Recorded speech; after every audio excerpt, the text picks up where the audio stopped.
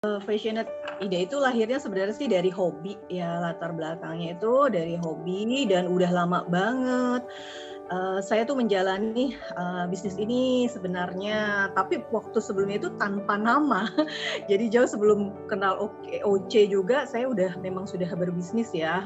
Jadi atas nama ya namanya dengan Ida aja gitu.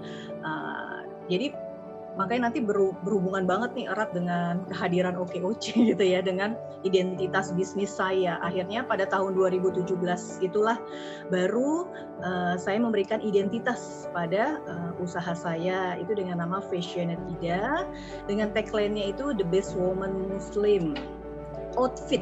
Jadi kami memenuhi semua kebutuhan untuk wanita muslimah. Jadi karena awalnya sih sebenarnya saya juga sebagai seorang flight attendant itu sering banget terbang ke bagian Timur Tengah gitu ya. Jadi banyak banget saya juga mendapatkan ide dari model-model abaya, gamis, dan tren-tren fashion gitu yang wanita muslimah yang akhirnya saya terapkan dalam bisnis saya gitu. Dan memang harga itu beda, jadi saya juga sudah melakukan ekspor sebenarnya ya, tapi saya sendiri tuh waktu itu, jadi caranya itu lewat saya sendiri gitu. Jadi saya jahit gitu modelnya, terus saya model inspirasinya itu dari yang kalau saya kunjungan terbang gitu ya ke sana, oh seperti itu. Nah terus nanti kadang juga yang dari sana akhirnya memesan kepada kami karena memang perbedaan harganya memang jauh gitu dengan kualitas bahan yang lebih bagus kalau menurut saya. Itu latar belakangnya terbentuknya Fashionate Ida. Jadi benar-benar terasa banget sih perjalanannya itu tanpa disadari itu akhirnya berkembang. Pada awalnya itu benar-benar hobi. Jadi hobi iseng-iseng kalau lagi libur gitu terbang, oh gimana nih ada ini gitu, orderan, cari inspirasi bentuknya. Terus juga di situ saya juga bergaul masuk dalam organisasi komunitas pengusaha muslimah. Jadi di mana ketemu dengan teman-teman yang memang mempunyai visi dan misi yang sama. Itu akhirnya bisa terbentuk seperti itu. Kami tuh selalu mengikuti perkembangan atau tren ya, karena memang tren itu cepat sekali berganti. Hitungannya tuh benar-benar luar biasa, cepat banget. Jadi mengikuti tren, terus mengikuti apa sih yang sebenarnya dimaui oleh konsumen. Jadi setiap keputusan yang kami lakukan untuk apa nih model selanjutnya, apa yang akan kami siapkan itu kami selalu memikirkan dampaknya kepada untuk peningkatan omset kami dan kemudian juga untuk memenuhi kebutuhan konsumen.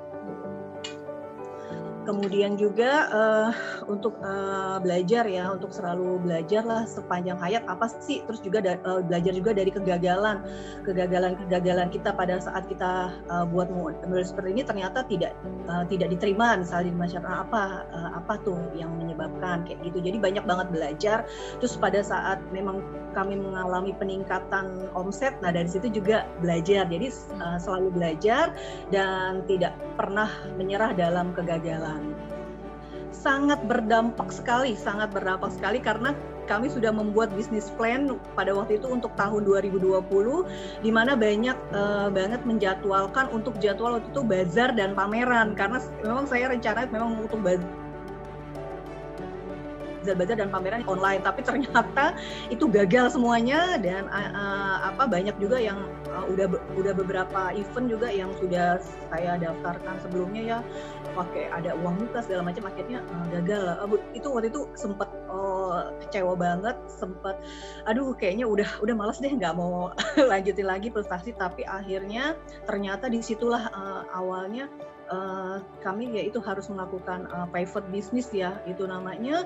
Jadi kalau secara dilihat dari dampaknya itu waktu itu yang terasa banget saya adalah mengalami di awal-awal mengalami penurunan omset yang sangat luar biasa. Terus juga saya sudah beberapa untuk invest di beberapa untuk pameran juga gagal, akhirnya hilang juga uangnya.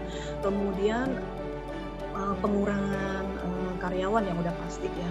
Kami pada saat awal itu akhirnya saya cuma hanya mempekerjakan hanya 1 orang untuk di online. Tapi kemudian itu setelah itu ada event kita memasuki bulan Ramadan, kemudian mulai lagi itu kami mengembangkan secara online. Nah, disitulah mulai bangkit, dan selama ini untuk dampak COVID-nya jadi tidak mengalami penurunan yang sangat signifikan gitu. Jadi ada obatnya gitu loh Mbak, maksudnya. Dari awal-awalnya aja yang memang terasa. Awal doang ya Bu? Tapi sekarang setelah ini berjalan, alhamdulillah bisa berjalan kembali normal, walaupun kalau dihitung dari omset tahun 2019 itu memang berbeda ya di tahun 2020 gitu. Tapi bisa menutupi semua kerugian, akhirnya udah mulai berjalan. Kiatnya yang selalu saya tekankan pada ini adalah selalu inovatif, adaptif dan kolaborasi. Itu memang yang sesuai arahannya dari Bang Sandi ya. Inovatif itu saya terapkan dalam produk-produk saya. Bagaimana ya sampai akhir kemarin juga untuk produksi masker gitu kan, yang mengikuti, ternyata memang beberapa banyak permintaan juga untuk itu, dan selalu adaptif ya, disesuaikanlah produk kita akhirnya pada untuk kondisi pandemi ini. Dan kolaborasi itu yang paling penting, kolaborasi. Jadi ternyata ada beberapa produk yang kami tidak bisa produksi, dan kita dengan para UMKM juga dari binaan SKS juga, akhirnya kita saling berkolaborasi, malah itu jadi bisa berjalan semua usahanya sampai saat ini. Ya seperti di awal tadi ya saya sampaikan, itu perubahannya benar-benar kalau saya bilang sih signifikannya tuh dahsyat sekali.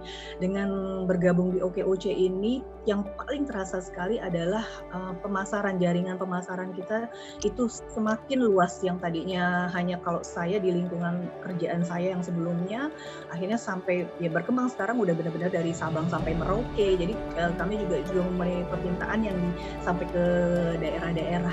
Itu sih yang sangat terasa, padahal itu belum dikembangkan banget ya dari segi digital marketingnya aja udah seperti itu gitu. Jadi menurut saya rugi banget kalau nggak gabung di OKOC.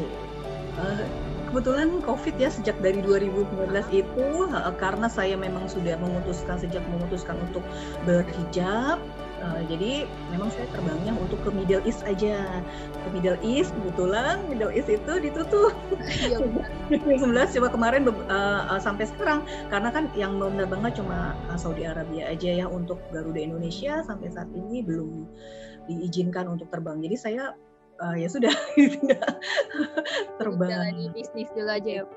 Betul banget. Jadi ternyata memang lebih mengasihkan loh ternyata berbisnis itu.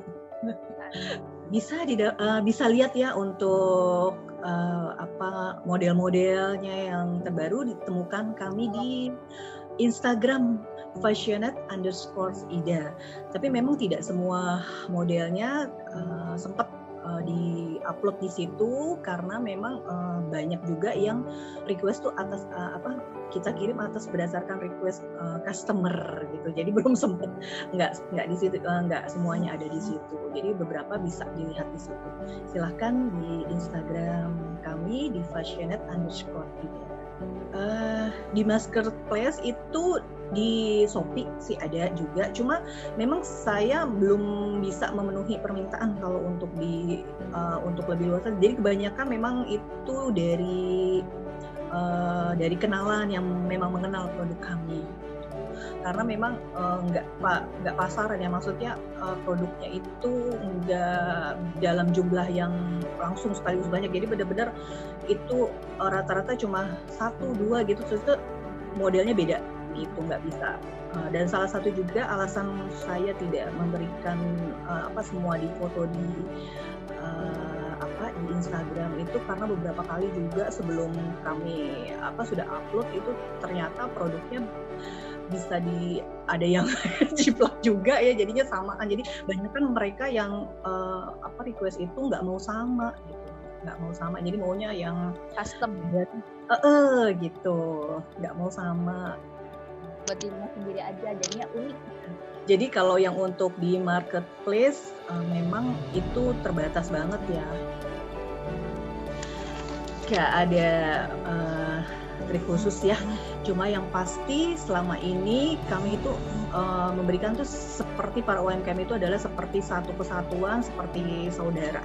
Apa yang kita lakukan semuanya saling koreksi, saling support gitu. Apalagi terutama pada saat pandemi ini memang kami penting banget kita semuanya untuk berkolaborasi, termasuk saya bersama binaan saya juga berkolaborasi. Kalau untuk yang di fashion juga banyak kolaborasi, dan sehingga kami menghasilkan produk yang dapat dinikmati dan diminati oleh masyarakat.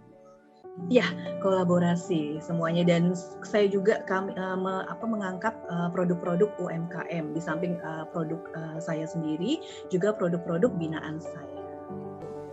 Iya, sering banget gitu, dan mereka itu kalau kebetulan saya juga sebagai tim kurasi juga waktu itu di Dinas PPK UKM Jakarta Timur. Jadi memang produk-produk binaan kami dari OKOCS Indonesia itu memang sudah saya kurasi dulu gitu loh, sebelum mereka bergabung untuk berkolaborasi. Saya kurasi juga produk-produknya, jadi gimana sih kekurangan-kekurangannya dan apa sih nih keunggulan produknya yang harus ditampilkan dan ditonjolkan gitu. Jadi saya akan sangat bahagia banget kalau binaan kami itu semuanya maju gitu, UMKM itu semuanya maju. Jadi bukan saya sendiri yang maju. Jangan yang pertama kita mempunyai produk, kita harus tahu jelas dulu apa sih keunggulan produk kita. Itulah kuncinya, senjatanya kita untuk memasarkan. Jangan sampai kita mau memasarkan udah siapkan semua perangkat termasuk media sosial, marketplace, tapi kita nggak tahu apa keunggulannya. Nah, keunggulan produknya itulah yang kita tonjolkan. Jadi walaupun pada saat ini masa pandemi sekalipun, kalau kita tahu keunggulan dan keunikan produk kita, itu sebenarnya adalah kunci untuk memiliki pemasaran yang luas. Jadi nanti malah ujungnya produk kita itu bukan kita yang masarkan, malah orang yang mencari produk UMKM itu. Jadi kepada para UMKM saya ingatkan banget nih untuk cari keunggulan dan keunikan produknya, baik itu fashion ataupun kuliner ya. Kalau saya bergelut di bidang fashion, nih fashion apa nih?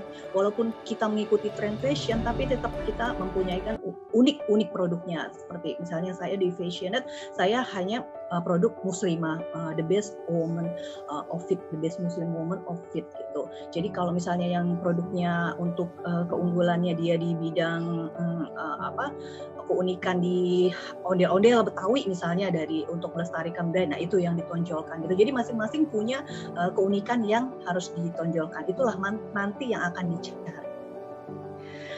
OKOCS guys, Indonesia Skillful Entrepreneurs. Jadi sebagai seorang entrepreneurs itu kita mempunyai skillful, baik hard skill, soft skill, semuanya. Dan OKOCS guys itu lahir pada saat pandemi loh, bulan Juli tahun 2020. Di saat itulah saya tuh benar-benar semangat, tersentuh banget gimana sih mereka tuh untuk membangkitkan motivasinya mereka yang tadinya termasuk saya sendiri juga sempat mengalami efek dari pandemi itu, dan akhirnya kita bersama-sama berkolaborasi bangkit bersama OKOCS Indonesia untuk menciptakan peluang lapangan kerja kepada teman-teman yang tadinya saya juga mengurangi